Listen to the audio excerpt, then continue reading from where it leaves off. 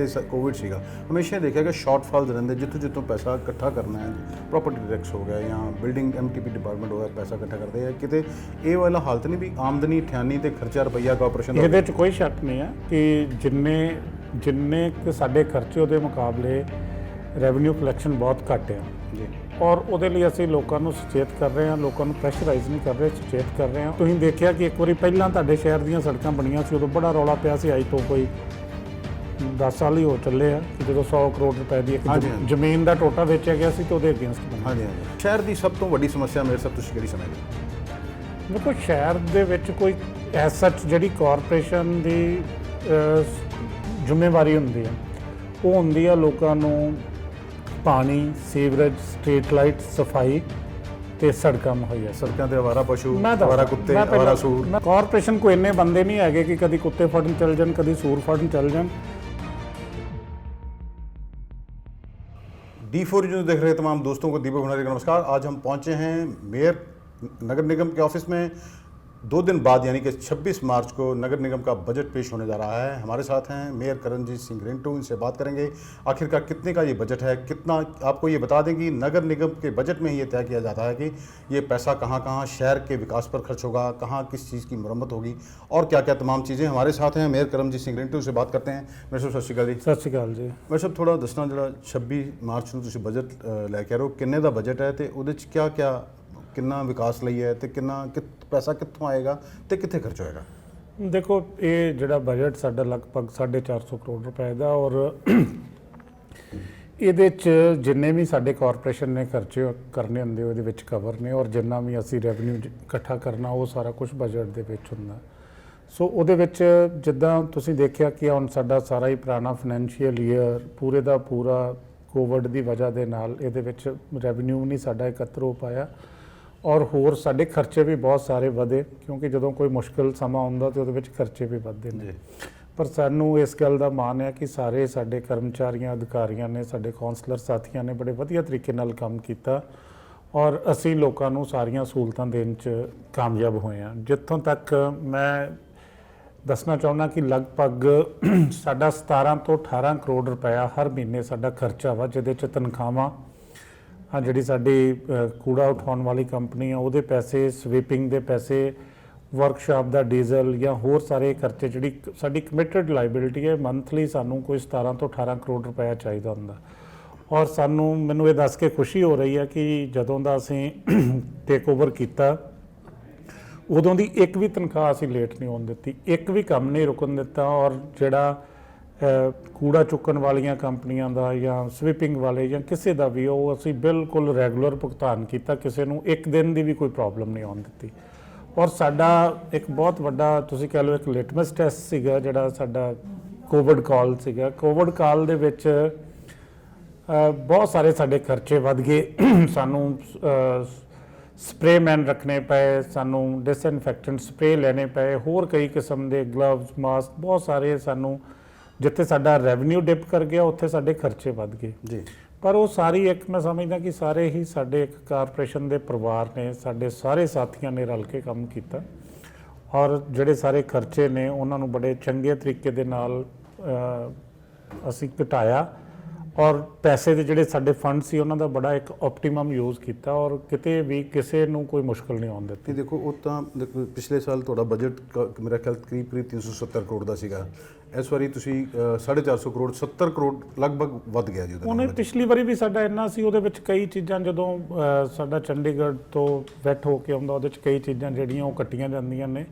ਸੋ ਲਗਭਗ ਸਾਡਾ budget same ਹੀ ਰਹੇਗਾ ਕਿਉਂਕਿ ਅਸੀਂ ਪਹਿਲੇ ਦਿਨ ਵੀ ਮੈਂ ਇਹੀ ਗੱਲ ਕਹੀ ਸੀ ਅੱਜ ਤੋਂ 3 ਸਾਲ ਪਹਿਲਾਂ ਕਿ ਅਸੀਂ ਜਨਤਾ ਦੇ ਉੱਤੇ ਕੋਈ ਬਹੁਤੇ ਜ਼ਿਆਦਾ ਬੋਝ ਨਹੀਂ ਪਾਉਣੇ, ਨਾ ਕੋਈ ਨਵਾਂ ਟੈਕਸ ਲਾਵਾਂਗੇ, ਨਾ ਕੋਈ ਵਿੱਤੀ ਭਾਰ ਨਵਾਂ ਅਸੀਂ ਜਨਤਾ 'ਤੇ ਪਾਵਾਂਗੇ।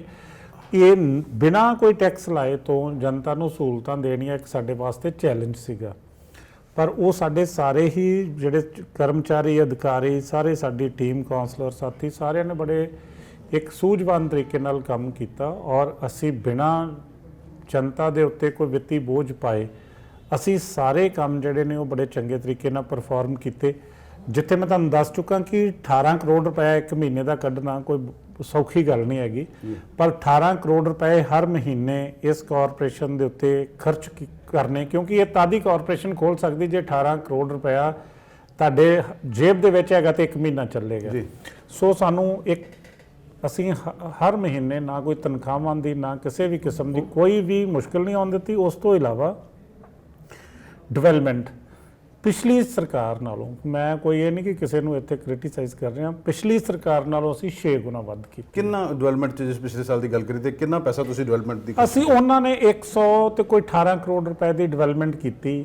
ਅਸੀਂ ਹੁਣ ਤੱਕ ਅੱਜ ਦੀ ਤਰੀਕ ਤੱਕ ਹੀ ਕੋਈ 500 ਕਰੋੜ ਤੋਂ ਉੱਪਰ ਜਾ ਚੁੱਕੇ ਹਾਂ। ਨਹੀਂ ਤੇ ਦੇਖੋ ਜੀ, ਇਨਕਮ ਤਾਂ ਬੜੀ ਸੀਮਿਤ ਹੈ ਕਾਰਪੋਰੇਸ਼ਨ ਦੀ, ਤੇ ਉਹ ਪੈਸਾ ਆਉਂਦਾ ਕਿੱਥੋਂ ਹੈ? ਕਿਆ ਪੰਜਾਬ ਸਰਕਾਰ ਵੱਲੋਂ ਆ ਰਿਹਾ ਹੈ ਜਾਂ ਸੈਂਟਰ ਦੀਆਂ ਸਕੀਮਾਂ? ਨਹੀਂ, ਮੈਂ ਦੱਸਦਾ, ਸਾਡੇ ਦੇਖੋ ਬੜਾ ਵੱਡਾ ਵਿਸ਼ਾਲ ਇਹ ਡਿਪਾਰਟਮੈਂਟ ਆ, ਇਹ ਸਰਕਾਰ ਆ, ਲੋਕਲ ਗਵਰਨਮੈਂਟ ਆ, ਬਹੁਤ ਸਾਰੇ ਸਾਨੂੰ ਵੱਖਰੇ ਵੱਖਰੇ, ਕੋਈ ਸਾਡਾ ਬਿਲਡਿੰਗ ਡਿਪਾਰਟਮੈਂਟ, ਕੋਈ ਕੰਜ਼ਰਵੈਂਸੀ, ਕੋਈ ਪ੍ਰਾਪਰਟੀ ਟੈਕਸ, ਬਹੁਤ ਸਾਰੇ ਛੋਟੇ ਛੋਟੇ ਟੈਕਸ ਫੀਸਸ ਸਾਨੂੰ ਆਉਂਦੀਆਂ ਨੇ। ਉਹ ਤਾਂ ਤੁਸੀਂ ਮੈਂ ਦੱਸਦਾ ਜੀ, ਉਹ ਇਕੱਠੇ ਕਰਕੇ ਬਹੁਤ ਉਹਦਾ ਮਹੱਤਵ ਹੈ ਸਾਡੇ ਉਹ ਵੀ ਸਾਨੂੰ ਐਡਵਰਟਾਈਜ਼ਿੰਗ ਦੇ ਜਾਂ ਹੋਰ ਤਹਿ ਬਜ਼ਾਰੀ ਦੇ ਸਾਰੇ ਪੈਸੇ, ਜਦੋਂ ਸਾਡੀਆਂ ਰੈਂਟਲ ਪ੍ਰਾਪਰਟੀ ਸਾਰਾ ਰਲਾ ਮਿਲਾ ਕੇ ਉਹ ਜਿੱਥੋਂ ਤੱਕ ਸਾਡੇ ਕੋਲ ਉਹ ਪੈਸੇ ਹੁੰਦੇ ਨੇ, ਫਿਰ ਸਾਡੀਆਂ ਜਿਹੜੀਆਂ ਇੱਕ ਸਟੈਚੂਟਰੀ ਗ੍ਰਾਂਟਸ ਸਾਨੂੰ ਮਿਲਦੀਆਂ ਨੇ, ਜਿਹੜੀਆਂ ਫਾਈਨਾਂਸ ਕਮਿਸ਼ਨ ਦੀਆਂ ਹੁੰਦੀਆਂ ਨੇ, ਉਹ ਸਾਡਾ ਹੀ ਪੈਸਾ ਸਾਨੂੰ ਮੁੜਦਾ, ਜਿਹੜਾ ਅਸੀਂ ਸਾਰੇ ਸ਼ਹਿਰ ਵਾਸੀ ਟੈਕਸ ਦਿੰਦੇ ਆ, ਉਹ ਸਾਨੂੰ ਸਾਲਾਨਾ 2 ਗ੍ਰਾਂਟ ਆਉਂਦੀਆਂ ਨੇ।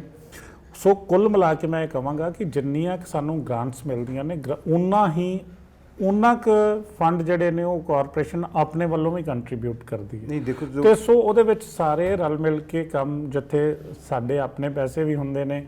ਪਹਿਲੀ ਗੱਲ ਮੈਂ ਇੱਥੇ ਕਲੀਅਰ ਕਰਨਾ ਚਾਹੁੰਦਾ ਕਿ ਨਗਰ ਨਿਗਮ ਕੋਈ ਇੱਥੇ ਬਿਜ਼ਨਸ ਹਾਊਸ ਨਹੀਂਗਾ ਕਿ ਅਸੀਂ ਵਪਾਰ ਕਰ ਰਹੇ ਹਾਂ ਤੇ ਸਾਨੂੰ ਬੜੇ ਪੈਸੇ ਆਉਣੇ ਤੇ ਅਸੀਂ ਸ਼ਹਿਰਾਂ ਤੇ ਖਰਚਣੇ।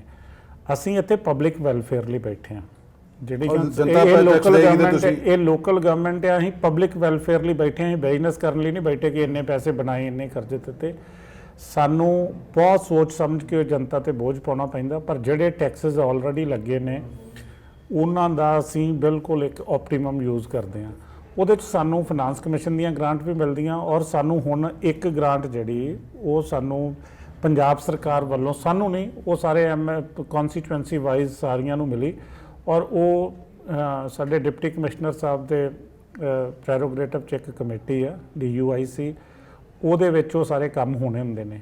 ਪਰ ਉਹਦੇ 'ਚ ਬਹੁਤ ਸਾਰੇ ਕੰਮ ਜਿਹੜੇ ਨੇ ਉਹ ਨਗਰ ਨਿਗਮ ਨੂੰ ਵੀ ਕਰਨ ਦਾ ਮੌਕਾ ਮਿਲਿਆ, ਉਹਦੇ ਵਿੱਚੋਂ ਵੀ ਫੰਡ ਸਾਨੂੰ ਮਿਲੇ ਔਰ ਅਸੀਂ ਆਪਣੇ ਸ਼ਹਿਰ ਦੇ ਵਿੱਚ ਕੰਮ ਕੀਤੇ। ਉਹ ਬਿਲਕੁਲ ਠੀਕ ਹੈ। ਉਹ ਲਗਭਗ ਤੁਸੀਂ ਕਹਿ ਲਓ ਕਿ ਸਾਰੇ ਸ਼ਹਿਰ ਦੇ ਵਿੱਚ 125 ਕਰੋੜ ਰੁਪਇਆ ਆਣਾ, 25 ਕਰੋੜ ਹਰ ਕੰਸਟੀਟਿਊਸ਼ਨ ਨਾਲ, ਉਹ ਬਿਲਕੁਲ ਠੀਕ ਹੈ। ਉਹ ਵੀ ਆਇਆ ਕਿਤੇ ਕਾਰਪੋਰੇਸ਼ਨ ਦਾ ਹਾਲ, ਕਿਉਂਕਿ ਪਿਛਲੇ ਕੋਵਿਡ ਸੀਗਾ, ਹਮੇਸ਼ਾ ਦੇਖਿਆ ਕਿ ਸ਼ਾਰਟਫਾਲਸ ਰਹਿੰਦੇ, ਜਿੱਥੋਂ ਪੈਸਾ ਇਕੱਠਾ ਕਰਨਾ ਹੈ, ਪ੍ਰਾਪਰਟੀ ਟੈਕਸ ਹੋ ਗਿਆ ਜਾਂ ਬਿਲਡਿੰਗ MTP ਡਿਪਾਰਟਮੈਂਟ ਹੋ ਗਿਆ, ਪੈਸਾ ਇਕੱਠਾ ਕਰਦੇ ਆ, ਕਿਤੇ ਇਹ ਵਾਲਾ ਹਾਲਤ ਨਹੀਂ ਵੀ ਆਮਦਨੀ 98 ਤੇ ਖਰਚਾ ਰੁਪਈਆ ਕਾਰਪੋਰੇਸ਼ਨ ਦਾ। ਇਹਦੇ 'ਚ ਕੋਈ ਸ਼ੱਕ ਨਹੀਂ ਹੈ ਕਿ ਜਿੰਨੇ ਕਿ ਸਾਡੇ ਖਰਚੇ ਉਹਦੇ ਮੁਕਾਬਲੇ ਰੈਵਨਿਊ ਕਲੈਕਸ਼ਨ ਬਹੁਤ ਘੱਟ ਆ ਜੀ, ਔਰ ਉਹਦੇ ਲਈ ਅਸੀਂ ਲੋਕਾਂ ਨੂੰ ਸੁਚੇਤ ਕਰ ਰਹੇ ਹਾਂ, ਲੋਕਾਂ ਨੂੰ ਪ੍ਰੈਸ਼ਰਾਈਜ਼ ਨਹੀਂ ਕਰ ਰਹੇ, ਸੁਚੇਤ ਕਰ ਰਹੇ ਹਾਂ, ਔਰ ਅੱਗੇ ਇੱਕ ਫੁੱਲ ਪ੍ਰੂਫ ਮੈਥਡ ਸਿਸਟਮ ਲੈ ਕੇ ਆ ਰਹੇ ਹਾਂ ਕਿ ਜਿਹਦੇ ਨਾਲ ਕਾਰਪੋਰੇਸ਼ਨ ਦੀ ਇਨਕਮ ਵਧੇ, ਔਰ ਜਿੰਨਾ ਵੀ ਟੈਕਸ, ਬੜੇ ਨੋਮੀਨਲ ਜੇ ਟੈਕਸ, ਤੁਸੀਂ ਆਪਣੇ ਘਰ ਦਾ ਤੁਹਾਡਾ ਟੈਕਸ 300 ਰੁਪਏ ਤੋਂ ਵੱਧ ਸਾਲਾਨਾ ਨਹੀਂ ਬਣਦਾ ਹੋਏਗਾ ਪ੍ਰਾਪਰਟੀ ਟੈਕਸ।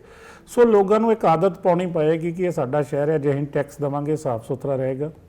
ਬੜੇ ਨੋਮੀਨਲ ਜੇ ਟੈਕਸ ਨੇ ਉਹ ਵੀ ਅਜੇ ਲੋਕੀ ਦੇਣ ਦੇ ਵਿੱਚ ਆਨਾਕਾਨੀ ਕਰਦੇ ਆ ਵੀ, ਤੇ ਸੋ ਉਹਦੇ ਲਈ ਅਸੀਂ ਲੋਕਾਂ ਨੂੰ ਜਾਗਰੂਕ ਕਰ ਰਹੇ ਹਾਂ। ਔਰ ਲੋਕ, ਇੱਕ ਗੱਲ ਮੈਂ ਜ਼ਰੂਰ ਇੱਥੇ ਦੱਸਣਾ ਚਾਹਾਂਗਾ ਕਿ ਸਾਨੂੰ ਲੋਕਾਂ ਨੇ ਪਹਿਲਾਂ, ਜਦੋਂ ਮੈਂ ਟੇਕ ਓਵਰ ਕੀਤਾ ਸੀਗਾ, ਉਦੋਂ 17 ਕਰੋੜ ਰੁਪਇਆ ਟੈਕਸ ਕਲੈਕਟ ਹੋਇਆ ਸੀ, ਪ੍ਰਾਪਰਟੀ ਟੈਕਸ, ਤੇ ਅਗਲੇ ਸਾਲ ਸਾਨੂੰ ਲੋਕਾਂ ਨੇ 27 ਕਰੋੜ ਰੁਪਇਆ ਦਿੱਤਾ ਤੇ 10 ਕਰੋੜ ਰੁਪਇਆ ਵੱਧ ਦਿੱਤਾ ਹੈ। ਕੋਈ ਛੋਟੀ ਗੱਲ ਨਹੀਂ ਗੀ।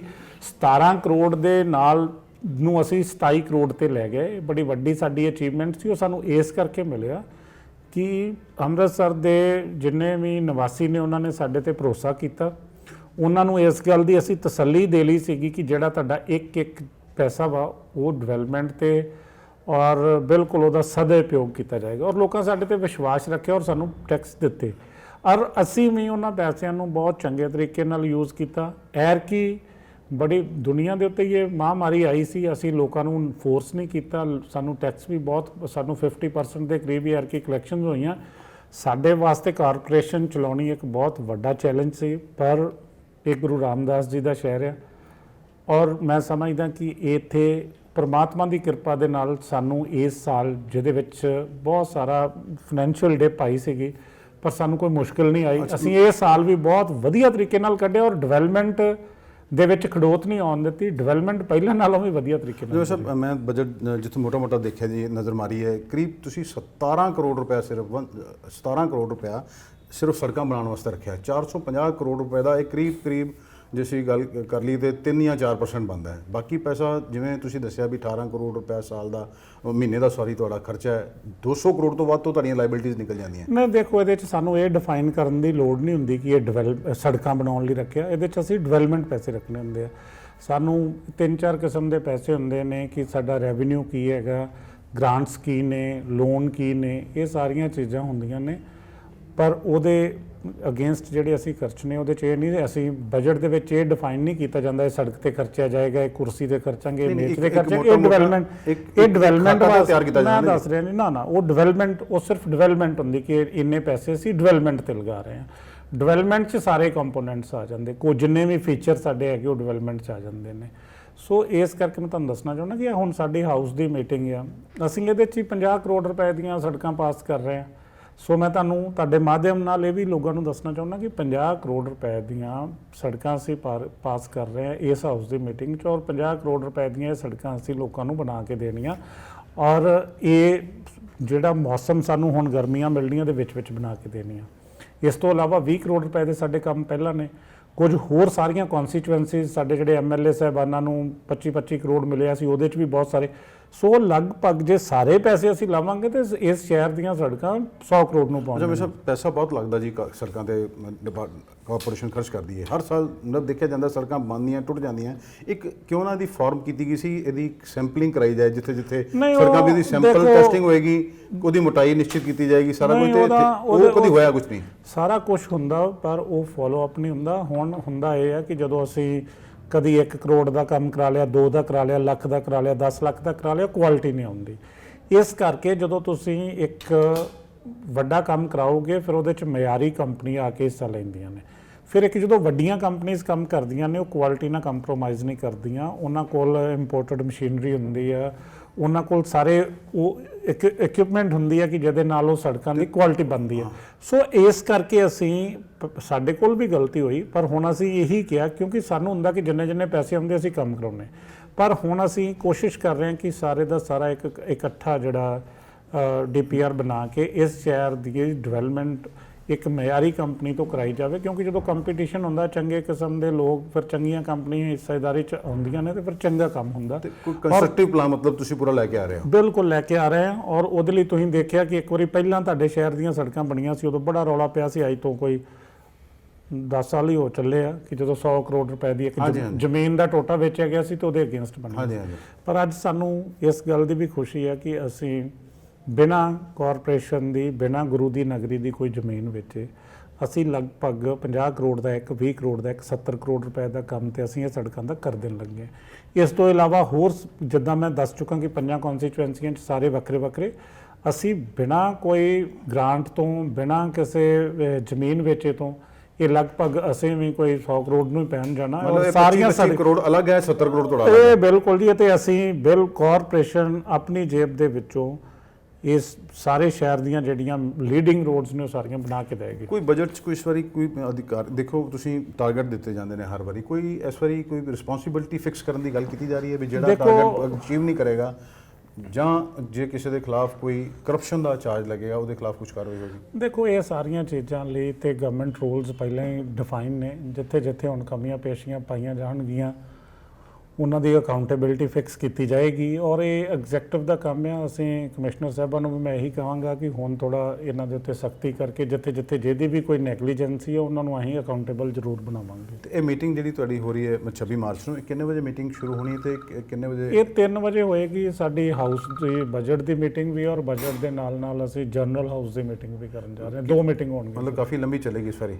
ਲੰਬੀ ਕੋਈ ਸੱਚ ਲੰਬੀ ਨਹੀਂ ਚੱਲੇਗੀ, ਪਰ ਜਿੱਥੇ ਜੇ ਜ਼ਰੂਰਤ ਹੋਏਗੀ ਲੰਬੀ ਚਲਾਉਣ ਦੀ, ਕਿਉਂਕਿ ਸਾਡੇ ਮੈਂਬਰ ਸਾਹਿਬਾਨਾਂ ਦੇ ਕੋਈ ਸੁਝਾਅ ਹੁੰਦੇ ਨੇ, ਕੋਈ ਗੱਲਬਾਤ ਹਾਊਸ 'ਚ ਕਰਨੀ ਹੁੰਦੀ ਹੈ। ਉਹ ਮੇਰੀ ਸ਼ੁਰੂ ਤੋਂ ਆਦਤ ਹੈ ਕਿ ਅਸੀਂ ਖੁੱਲ੍ਹਾ ਸਮਾਂ ਦਿੰਦੇ ਹਾਂ। ਜਿੰਨੇ ਜੋ ਬੋਲਣਾ ਹੋਏਗਾ ਅਸੀਂ ਉਹਨੂੰ ਲੰਬਾ ਸਮਾਂ ਚੱਲੇ, ਘੱਟ ਸਮਾਂ ਚੱਲੇ, ਅਸੀਂ ਕਦੇ ਵੀ ਟਾਈਮ ਡਿਫਾਈਨ ਨਹੀਂ ਕਰਦੇ। ਜਦੋਂ ਸਾਰੇ ਮੈਂਬਰ ਸਾਹਿਬਾਨਾਂ ਦੀ ਤਸੱਲੀ ਹੋ ਜਾਂਦੀ ਉਦੋਂ ਅਸੀਂ ਜਿਹੜੀ ਵਿਪਕਸ਼ ਦਾ ਬੜਾ ਆਰੋਪ ਰਹਿੰਦਾ ਵੀ ਸਾਨੂੰ ਟਾਈਮ ਨਹੀਂ ਮਿਲਦਾ, ਕਿ ਪੂਰਾ ਟਾਈਮ ਦਿਓਗੇ ਬੋਲਣ ਦਾ ਉਹਨਾਂ ਨੂੰ? ਦੁਪਕ ਹਮੇਸ਼ਾ ਦਿੰਦੇ ਹਾਂ ਅਸੀਂ, ਹਮੇਸ਼ਾ ਦਿੰਦੇ ਹਾਂ। ਪਰ ਜਿਹੜਾ ਵਿਪਕਸ਼ ਹੁੰਦਾ ਉਹਦਾ ਕੰਮ ਹੀ ਆਰੋਪ ਲਗਾਉਣਾ ਹੁੰਦਾ, ਤੇ ਉਹ ਹੈਲਥੀ ਡਿਸਕਸ਼ਨ ਹੋਣੀ ਚਾਹੀਦੀ ਆ। ਸਾਨੂੰ ਕੋਈ ਉਹਦਾ ਨਹੀਂ, ਉਹ ਜਿੰਨਾ ਮਰਜ਼ੀ ਜੋ ਮਰਜ਼ੀ ਸਾਨੂੰ ਕਹਿਣ, ਉਹ ਵੀ ਸਾਡੇ ਮੈਂਬਰ ਨੇ। ਜਿਹੜੀਆਂ ਉਹਨਾਂ ਦੀਆਂ ਜੈਨੂਇਨ ਗੱਲਾਂ ਉਹਨਾਂ ਨੂੰ ਨੋਟ ਕੀਤਾ ਜਾਂਦਾ, ਉਹਨਾਂ ਨੂੰ ਹੱਲ ਕੀਤਾ ਜਾਂਦਾ। ਸ਼ਹਿਰ ਦੀ ਸਭ ਤੋਂ ਵੱਡੀ ਸਮੱਸਿਆ ਮੇਅਰ ਸਾਹਿਬ ਤੁਸੀਂ ਕਿਹੜੀ ਸਮਝਦੇ ਹੋ? ਦੇਖੋ, ਸ਼ਹਿਰ ਦੇ ਵਿੱਚ ਕੋਈ ਐਸ ਸੱਚ ਜਿਹੜੀ ਕਾਰਪੋਰੇਸ਼ਨ ਦੀ ਜ਼ਿੰਮੇਵਾਰੀ ਹੁੰਦੀ ਆ, ਉਹ ਹੁੰਦੀ ਆ ਲੋਕਾਂ ਨੂੰ ਪਾਣੀ, ਸੀਵਰੇਜ, ਸਟਰੀਟ ਲਾਈਟ, ਸਫਾਈ ਤੇ ਸੜਕਾਂ ਮੁਹੱਈਆ। ਸੜਕਾਂ ਤੇ ਆਵਾਰਾ ਪਸ਼ੂ, ਮੈਂ ਦੱਸਦਾ, ਆਵਾਰਾ ਕੁੱਤੇ, ਮੈਂ ਪਹਿਲਾਂ- ਆਵਾਰਾ ਸੂਰ, ਮੈਂ ਸਾਰੀਆਂ ਗੱਲਾਂ ਉੱਥੇ ਵੀ ਆਵਾਂਗੇ, ਤੁਹਾਨੂੰ ਬੋਲਣ ਦੀ ਲੋੜ ਨਹੀਂ ਪੈਣੀ। ਸੋ ਇਹ ਜਿਹੜੀਆਂ ਹਰ ਚੀਜ਼ ਦੀ ਨਾ ਇੱਕ ਮੈਰਿਟ ਹੁੰਦੀ ਆ, ਤੁਸੀਂ ਪ੍ਰਾਇੋਰਟੀ ਨਾਲ ਚੱਲਦੇ ਹੋ ਕਿ ਫਸਟ ਪ੍ਰਾਇੋਰਟੀ ਕੀ ਆ, ਸੈਕੰਡ ਕੀ ਆ, ਥਰਡ ਕੀ ਆ। ਸੋ ਅਸੀਂ ਕਾਰਪੋਰੇਸ਼ਨ 'ਚ ਜਦੋਂ ਆਏ ਸੀ, ਅਸੀਂ ਆਪਣੀ ਪ੍ਰਾਇੋਰਟੀ ਲੈ ਕੇ ਚੱਲੇ ਹਾਂ। ਜਿਹੜੀ ਸਭ ਤੋਂ ਪਹਿਲਾਂ ਤੁਹਾਡੇ ਘਰ ਪੀਣ ਵਾਲਾ ਪਾਣੀ ਚਾਹੀਦਾ, ਤੁਹਾਡਾ ਸੀਵਰੇਜ ਚੱਲਣਾ ਚਾਹੀਦਾ, ਤੁਹਾਡਾ ਆਲਾ ਦੁਆਲਾ ਸਾਫ਼ ਸੁਥਰਾ ਚਾਹੀਦਾ, ਉਸ ਤੋਂ ਬਾਅਦ ਸੜਕਾਂ 'ਚ ਹਰ ਚੀਜ਼ ਦੀ ਇੱਕ ਮੈਰਿਟ ਹੈ ਕਿ ਤੁਹਾਨੂੰ ਸਭ ਤੋਂ ਪਹਿਲੀ ਕਿਹੜੀ ਲੋੜ ਹੈ। ਠੀਕ ਹੈ, ਸੋ ਉਹ ਅਸੀਂ ਮੈਰਿਟ ਵਾਈਜ਼ ਅੱਜ ਮੈਨੂੰ ਇਸ ਗੱਲ ਦੀ ਖੁਸ਼ੀ ਹੈ ਕਿ ਅਸੀਂ ਸਾਰਿਆਂ ਦੀ ਇੱਕ ਕਲੈਕਟਿਵ ਜਿਹੜੀ ਐਫਰਟ ਸੀ ਉਹਦੇ ਨਾਲ ਉਹ ਸਾਰੀਆਂ ਚੀਜ਼ਾਂ ਓਵਰਕਮ ਕਰ ਲਈਆਂ। ਅੱਜ ਇਸ ਸ਼ਹਿਰ 'ਚ ਕੋਈ ਪਾਣੀ ਦੀ ਕਮੀ ਨਹੀਂ। ਅੱਜ ਸਟਰੀਟ ਲਾਈਟ ਅਸੀਂ ਥੋਰੋਲੀ ਬਦਲ ਲਈ ਆ। ਇਸ ਤੋਂ ਇਲਾਵਾ ਸਾਰੀਆਂ ਸੜਕਾਂ, ਸਫਾਈ ਦੇ ਉੱਤੇ ਅਸੀਂ ਸਾਰੀ ਕਾਰਪੋਰੇਸ਼ਨ ਨੇ, ਮੈਂ, ਮੇਰੇ ਕੌਂਸਲਰ ਸਾਥੀਆਂ, ਕਮਿਸ਼ਨਰ ਸਾਹਿਬਾਂ, ਅਸੀਂ ਵਾਰਡ ਘਰ ਘਰ ਜਾ ਕੇ ਲੋਕਾਂ ਨੂੰ ਸੁਚੇਤ ਕੀਤਾ ਔਰ ਉਹਦੇ ਉੱਤੇ ਬੜਾ ਸਾਡਾ ਖਾਸ ਫੋਕਸ ਰਿਹਾ। ਸਾਰੇ ਕੰਮ ਅਸੀਂ ਕਰ ਲਏ। ਉਸ ਤੋਂ ਬਾਅਦ ਅਸੀਂ 350 ਕਪੈਸਿਟੀ ਦੀ ਗਊਸ਼ਾਲਾ ਜਿਹੜੀ ਤੁਸੀਂ ਗੱਲ ਕੀਤੀ ਹੈ, ਉਹ ਨਾਰਾਇਣਗੜ੍ਹ ਛਿਆਟੇ ਸਾਡੀ ਬਣ ਕੇ ਤਿਆਰ ਹੋ ਗਈ ਔਰ ਸਾਡਾ ਟਾਰਗੇਟ ਹੈ ਕਿ 31 ਮਾਰਚ ਨੂੰ, ਇਹੀ ਮੀਟਿੰਗ ਤੋਂ ਬਾਅਦ ਅਸੀਂ 31 ਮਾਰਚ ਨੂੰ ਉਹਦਾ ਵੀ ਸ਼ੁਭ ਗਣੇਸ਼ ਕਰਕੇ ਉਹਨੂੰ ਸ਼ੁਰੂ ਕਰ ਦੇਣਾ। ਮਤਲਬ ਆਵਾਰਾ ਪਸ਼ੂ ਕੋਈ ਦਿਖੇਗਾ ਨਹੀਂ ਫਿਰ? ਹਾਂ, 350 ਤੇ ਐਟਲੀਸਟ ਕਪੈਸਿਟੀ ਮੈਂ ਸਮਝਦਾ ਕਿ ਵੱਧ ਤੋਂ ਵੱਧ ਇਸ ਸ਼ਹਿਰ 'ਚ 300-400 ਹੋਏਗਾ। ਜੇ ਹੋਰ ਲੋਡ ਪਏਗੀ ਤੇ ਉਹਦੇ ਨਾਲ ਅਸੀਂ ਉਹਦੀ ਐਕਸਟੈਂਸ਼ਨ ਹੋ ਸਕਦੀ। ਸਾਡੇ ਕੋਲ ਜਗ੍ਹਾ ਹੈਗੀ, ਅਸੀਂ ਉਹਦਾ ਵੀ ਪਲਾਨ ਬਣਾ ਲਿਆ। ਹੋਰ ਨਵੀਂ ਬਣਾਉਣੀ ਪਏਗੀ, ਅਸੀਂ ਉਹ ਵੀ ਬਣਾ ਦਾਂਗੇ। ਅੱਜ ਅਸੀਂ ਗੱਲਾਂ ਨਹੀਂ ਕੀਤੀਆਂ, ਅੱਜ ਮੈਂ ਕਹਿ ਰਿਹਾ ਕਿ ਬਣ ਕੇ ਤਿਆਰ ਹੋ ਗਈ ਆ। ਔਰ ਅੱਜ ਤੁਹਾਡੇ ਆਵਾਰਾ ਪਸ਼ੂਆਂ ਦੀ 31 ਮਾਰਚ ਤੋਂ ਬਾਅਦ ਸਾਡੀ ਕੋਸ਼ਿਸ਼ ਹੋਏਗੀ ਕਿ ਸਾਰੇ ਸ਼ਹਿਰ ਦੇ ਵਿੱਚ ਉਹ ਜਿੰਨੇ ਵੀ ਆਵਾਰਾ ਪਸ਼ੂ ਦਿਸ ਰਹੇ ਨੇ ਉਹਨਾਂ ਨੂੰ ਫੜ ਕੇ ਉੱਥੇ ਉਸ ਗਊਸ਼ਾਲਾ ਦੇ ਵਿੱਚ ਬੜੀ ਮਾਡਰਨ ਵਧੀਆ ਟੈਕਨੀਕ ਨਾਲ ਅਸੀਂ ਬਣਾਈ ਹੈ, ਉਹਨਾਂ ਨੂੰ ਉੱਥੇ ਰੱਖੀਏ, ਉਹਦਾ ਪ੍ਰਬੰਧ ਹੈ। ਨਾਲ ਦੇ ਨਾਲ ਜਿਹੜੀ ਤੁਸੀਂ ਗੱਲ ਕੀਤੀ ਕੁੱਤਿਆਂ ਦੀ, ਜਿਹੜੇ ਸਟ੍ਰੇ ਡੌਗਸ ਨੇ ਉਹਨਾਂ ਦੀ ਬੜੀ ਵੱਡੀ ਸਾਡੇ ਲਈ ਪ੍ਰੋਬਲਮ ਸੀ। ਆਉਂਦਿਆਂ ਹੀ ਅੱਜ ਤੋਂ 20-30 ਸਾਲ ਮੈਂ ਸੁਣਿਆ, ਨਾ ਤੁਸੀਂ ਸੁਣਿਆ ਕਦੀ ਐਨੀਮਲ ਬਰਥ ਕੰਟਰੋਲ ਨਾਂ ਦਾ ਪ੍ਰੋਗਰਾਮ ਇਸ ਸ਼ਹਿਰ 'ਚ ਆਪਾਂ ਸੁਣਿਆ ਨਹੀਂ। ਪਰ ਜਿੱਦਣ ਅਸੀਂ ਬੈਠੇ ਉਦੋਂ ਹੀ ਵੇਖਿਆ ਕਿ ਬਹੁਤ ਸਾਰੀ ਕੁੱਤਿਆਂ ਦੀ ਭਰਮਾਰ ਆ, ਲੋਕਾਂ ਦੀਆਂ ਸ਼ਿਕਾਇਤਾਂ ਆ ਰਹੀਆਂ। ਅਸੀਂ ਆਉਂਦਿਆਂ ਹੀ ਸਭ ਤੋਂ ਪਹਿਲਾਂ ਟੈਂਡਰ ਕਰਕੇ ਔਰ ਡਾਕਟਰਾਂ ਦੀ ਟੀਮ ਹਾਇਰ ਕੀਤੀ ਕਿ ਇਹ ਜਿਹੜੇ ਸਾਡੇ ਕੋਲ ਇੱਕ ਹੀ ਚੀਜ਼ ਬਚਦੀ ਆ ਕਿ ਅਸੀਂ ਡੌਗ ਸਟਰਲਾਈਜ਼ ਕਰਨੇ ਸ਼ੁਰੂ ਕਰੀਏ। ਅਸੀਂ ਉਹ ਟੈਂਡਰ ਲਗਾਇਆ, ਪਰ ਟੈਂਡਰ ਲਗਾਉਣ ਤੋਂ ਬਾਅਦ ਸਾਨੂੰ ਪਤਾ ਲੱਗਾ ਕਿ ਇਸ ਕਾਰਪੋਰੇਸ਼ਨ 'ਚ ਨਾ ਆਪਰੇਸ਼ਨ ਥੀਏਟਰ ਆ, ਨਾ ਕੋਈ ਇਨਫਰਾਸਟ੍ਰਕਚਰ ਆ। ਸਾਨੂੰ ਬੜੀ ਮੁਸ਼ਕਿਲ ਆਈ, ਬੜੀ ਸਲੋ ਸਪੀਡ ਦੇ ਨਾਲ ਅਸੀਂ ਉਹ ਹੁਣ ਤੱਕ ਕੋਈ 2,500 ਕੁੱਤੇ ਦੀ ਜਿਹੜੀ ਸਟਰਲਾਈਜੇਸ਼ਨ ਕੀਤੀ। ਨਾਲ ਦੀ ਨਾਲ ਅਸੀਂ ਡੌਗ ਸਟਰਲਾਈਜੇਸ਼ਨ ਸੈਂਟਰ ਨਵਾਂ ਬਣਾਉਣਾ ਸ਼ੁਰੂ ਕਰ ਦਿੱਤਾ। ਅੱਜ ਜਿਹੜਾ ਅਸੀਂ ਡੌਗ ਸਟਰਲਾਈਜੇਸ਼ਨ ਸੈਂਟਰ ਬਣਾਇਆ, ਉਹਦੀ ਕਪੈਸਿਟੀ ਹਰ ਹਫਤੇ 200 ਡੌਗ ਸਟਰਲਾਈਜ਼ ਕਰਨ ਦੀ ਹੈ। ਮੈਂ ਦੱਸ ਰਿਹਾ, ਅਸੀਂ ਉਹਨੂੰ ਅਸੀਂ ਵਧਾ ਕੇ 400 ਕਰਵਾ ਦਿੱਤਾ। ਅਸੀਂ ਉਹਨੂੰ ਮਾਰਚ-ਅਪ੍ਰੈਲ ਤੱਕ 400 ਕੁੱਤਾ ਉੱਥੇ ਹਰ ਹਫਤੇ ਸਟਰਲਾਈਜ਼ ਹੋਏਗਾ। ਤੁਸੀਂ ਇਹ ਹਿਸਾਬ ਲਾ ਲਓ ਕਿ ਜੇ ਅਸੀਂ 400 ਤੋਂ 500 ਦੀ ਕਪੈਸਿਟੀ ਲੈ ਗਏ ਤੇ ਅਸੀਂ ਕੋਈ, ਤੁਸੀਂ ਸਮਝ ਲਓ ਕਿ 5-6,000 ਸਾਲ ਦਾ ਸਟਰਲਾਈਜ਼ ਕਰੋਗੇ। ਨਹੀਂ, ਤੁਸੀਂ 5-6,000 ਕਿਉਂ ਹੋਏਗਾ? ਤੁਸੀਂ ਇਹਦੇ ਨਾਲ 2,000 ਇੱਕ ਮਹੀਨੇ 'ਚ ਹੀ ਹੋ ਜਾਇਆ ਕਰੇਗਾ। 2 ਨਹੀਂ ਹੋਏਗਾ ਤੇ 1,500 ਹੋ ਜਾਏਗਾ। ਸੋ ਸਾਡੀ ਕੋਸ਼ਿਸ਼ ਹੋਏਗੀ ਕਿ ਅਸੀਂ ਸਾਲ 2 ਸਾਲ ਦੇ ਵਿੱਚ ਇਹ ਵੀ ਆਪਣਾ ਟਾਰਗੇਟ ਅਚੀਵ ਕਰੀਏ ਕਿ ਟੋਟਲ ਜਿੰਨੇ ਵੀ ਇੱਥੇ ਸਟ੍ਰੇ ਡੌਗਸ ਨੇ ਉਹ ਸਾਰਿਆਂ ਦੀ ਸਟਰਲਾਈਜੇਸ਼ਨ ਕਰਾ ਦਈਏ। ਸੋ ਅਸੀਂ ਇਹ ਗੱਲਾਂ ਜਿਹੜੀਆਂ ਨੇ ਇਹ ਮੈਂ ਦੱਸ ਰਿਹਾ ਜੀ, ਇਹ ਸਾਰੀਆਂ ਲੋਕਾਂ ਨੂੰ ਸਹੂਲਤਾਂ ਮਿਲਣੀਆਂ ਸ਼ੁਰੂ ਹੋ ਜਾਣੀਆਂ। ਕਿਉਂਕਿ ਕਈ ਵਾਰੀ ਹੁੰਦਾ ਹੈ ਕਿ ਅੱਜ ਅਸੀਂ ਗੱਲਾਂ ਕਰੀ ਜਾਈਏ, ਉਹ ਨਹੀਂ ਵੇਖਦੇ। ਹੁਣ ਤੁਸੀਂ ਉੱਥੇ ਜਾ ਕੇ, ਅਸੀਂ ਪਿਛਲੇ ਮਹੀਨੇ ਕੁ ਪਹਿਲਾਂ ਗਏ ਸੀ, ਅਸੀਂ 20 ਦਿਨ ਪਹਿਲਾਂ, ਉਹ ਸਾਰਾ ਕੁਝ ਬਣ ਕੇ ਤਿਆਰ ਹੋ ਗਿਆ। ਉਹ ਜਿਹੜੀ ਉਹਦੀ ਫਰਨਿਸ਼ ਹੋ ਰਿਹਾ, ਉਹ ਅਸੀਂ 31 ਮਾਰਚ ਤੱਕ ਦੋਵੇਂ ਡੌਗ ਸਟਰਲਾਈਜੇਸ਼ਨ ਸੈਂਟਰ ਔਰ ਗਊਸ਼ਾਲਾ ਵੀ ਅਸੀਂ ਸ਼ੁਰੂ ਕਰ। ਕੋਈ ਇਦਾਂ ਦਾ ਪਹਿਲੂ ਨਹੀਂ ਗਾ ਜਿਹੜਾ ਕਾਰਪੋਰੇਸ਼ਨ ਨੇ ਅਨਟੱਚ ਛੱਡਿਆ। ਅਸੀਂ ਸਾਰੇ ਪਹਿਲੂਆਂ ਤੇ ਕੰਮ ਕਰ ਰਹੇ ਹਾਂ। ਸੂਅਰ ਦਾ ਅਸੀਂ ਇੱਕ ਟੈਂਡਰ ਲਗਾਉਣ ਜਾ ਰਹੇ ਹਾਂ, ਉਹਦਾ ਅਸੀਂ ਮਤਾ ਪਾਸ ਕਰਾ ਲਿਆ ਸੀਗਾ ਕਿ ਇੱਕ ਕੋਈ ਨਾ ਕੋਈ ਆਊਟਸੋਰਸਿੰਗ ਤੇ ਅਸੀਂ ਲੈਣ ਲੱਗੇ ਕਿ ਜਿਹੜਾ ਵੀ ਕੋਈ ਨਗਰ ਨਿਗਮ ਦੀ ਪ੍ਰਾਪਰਟੀ ਤੇ ਕੋਈ ਸੂਰ ਪਾਇਆ ਜਾਏਗਾ, ਉਹ ਨਗਰ ਨਿਗਮ ਦੀ ਪ੍ਰਾਪਰਟੀ ਗਿਣੀ ਜਾਏਗੀ। ਔਰ ਮੋਗੇ ਵਾਲਿਆਂ ਨੇ ਇੱਕ ਉੱਥੇ ਟੈਂਡਰ ਲਾਇਆ ਸੀਗਾ, ਇੱਕ ਉਹਨਾਂ ਨੇ ਸਰਵਿਸ ਪ੍ਰੋਵਾਈਡਰ ਲਿਆ ਸੀ, ਉਹਦੇ ਲਈ ਵੀ ਅਸੀਂ ਸਰਵਿਸ ਪ੍ਰੋਵਾਈਡਰ ਲੈਣ ਚੱਲੇ। ਕਾਰਪੋਰੇਸ਼ਨ ਕੋਈ ਇੰਨੇ ਬੰਦੇ ਨਹੀਂ ਹੈਗੇ ਕਿ ਕਦੀ ਕੁੱਤੇ ਫੜਨ ਚੱਲ ਜਾਣ, ਕਦੀ ਸੂਰ ਫੜਨ ਚੱਲ ਜਾਣ। ਅੱਜ ਸਾਡੇ ਕੋਲ ਸ਼ਾਰਟ ਆਫ ਸਟਾਫ ਆ, ਅਸੀਂ ਉਹਦੇ ਲਈ ਸਾਰੇ ਇੱਕ ਆਪਟੀਮਮ ਜਿਹੜੇ ਤੁਸੀਂ ਕਹਿ ਲਓ ਕਿ ਉਹਨਾਂ ਦਾ ਪ੍ਰਬੰਧ ਕੀਤਾ ਵਾ, ਔਰ ਅਸੀਂ ਉਹਦੇ ਵਾਸਤੇ ਹਰ ਇੱਕ ਚੀਜ਼ ਦਾ ਇੱਕ ਸਿਸਟਮ ਬਣਾ ਕੇ ਚੱਲੇ ਕਿ ਸਾਰੀਆਂ ਲੋਕਾਂ ਨੂੰ ਜਿਹੜੀਆਂ ਮੁਸ਼ਕਲਾਂ ਆ ਰਹੀਆਂ ਉਹਨਾਂ ਤੋਂ ਕਿੱਦਾਂ ਨਿਜਾਤ। ਲਾਸਟ ਕੁਐਸਚਨ ਹੈ ਜੀ, ਮੈਂ ਸਭ ਚੁਣਾਵੀ ਸਾਲ ਆ ਗਿਆ ਜੀ, ਅਗਲਾ ਜਦੋਂ ਤੁਸੀਂ ਬਜਟ ਆਉਣਾ ਉਦੋਂ ਇਲੈਕਸ਼ਨ ਹੋ ਗਿਆ ਹੋਣਾ ਹੈ, ਤੇ ਤੁਸੀਂ ਸ਼ਹਿਰ ਨੂੰ ਕੋਈ ਵਧੀਆ ਤੋਹਫਾ ਦੇਣਾ ਚਾਹੋ, ਜਾਂ ਕੋਈ ਇਸ ਵਾਰੀ ਕੋਈ ਨਵਾਂ ਟੈਕਸ ਲਗਾਇਆ ਜਾਏ, ਜਾਂ ਕੋਈ ਹੋਰ ਚੀਜ਼ ਤੁਹਾਡੇ? ਵੇਖੋ, ਸ਼ਹਿਰ ਵਾਸੀਆਂ ਨੂੰ ਸਾਡਾ ਇਹੀ ਤੋਹਫਾ ਕਿ ਸ਼ਹਿਰ ਦੇ ਵਿੱਚ ਸਫਾਈ A1 ਦੇਣੀ ਸਾਡਾ ਫਰਜ਼ ਆ। 100 ਕਰੋੜ ਦੀਆਂ ਸੜਕਾਂ ਬਣਾ ਕੇ ਦੇਣਾ ਇਹ ਤੋਹਫਾ ਵਾ। ਸਾਰੇ ਵਾਰਡਾਂ ਦੇ ਵਿੱਚ ਆ ਕਾਉਂਸਲਰ ਸਾਥੀ ਬੈਠੇ ਨੇ, ਇਹਨਾਂ ਨੂੰ ਪੁੱਛ ਲਓ ਜੇ ਕੋਈ ਕੰਮ ਰਹਿ ਗਿਆ। 100% ਅਸੀਂ ਡਿਵੈਲਪਮੈਂਟ ਕੰਪਲੀਟ ਕਰ ਦਿੱਤੀ ਹੈ। ਤੁਹਾਡੇ ਸਾਹਮਣੇ ਨਹੀਂ ਕਹਿਣਗੇ ਬਾਅਦ ਚ? ਨਹੀਂ, ਹੁਣੇ ਕਹਿਣ ਕੋਈ ਗੱਲ ਨਹੀਂ, ਆਪਾਂ ਚੈੱਕ ਕਰ ਲਾਂਗੇ। 100% ਅਸੀਂ ਜਿਹੜੀ ਉਹ ਡਿਵੈਲਪਮੈਂਟ ਕੰਪਲੀਟ ਕਰ ਲਈ ਹੈ। ਜਿਹੜੀ ਡਿਵੈਲਪਮੈਂਟ ਹੈ ਇਹ ਆਨਗੋਇੰਗ ਪ੍ਰੋਸੈਸ ਹੈ, ਪਰ ਮੇਜਰ ਹੁੰਦਾ ਹੈ ਕਿ ਤੁਸੀਂ ਲਾਈਟਾਂ ਲਾ ਲਈਆਂ, ਤੁਸੀਂ ਸੜਕਾਂ ਬਣਾਤੀਆਂ। ਇੱਕ ਗਲੀ ਜੇ ਇੱਕ ਵਾਰਡ ਦੇ ਵਿੱਚ ਮੰਨ ਲਓ 35 ਗਲੀਆਂ ਵਾ ਤੇ ਇੱਕ ਟੁੱਟ ਗਈ, ਬਣ ਗਈ, ਕੋਈ ਉੱਥੇ ਅੱਜ 1500 ਲਾਈਟ ਲੱਗੀ ਆ, 100 ਦੀ ਹੋਰ ਲੋੜ ਆ, ਇਹ ਆਨਗੋਇੰਗ ਪ੍ਰੋਸੈਸ ਹੈ।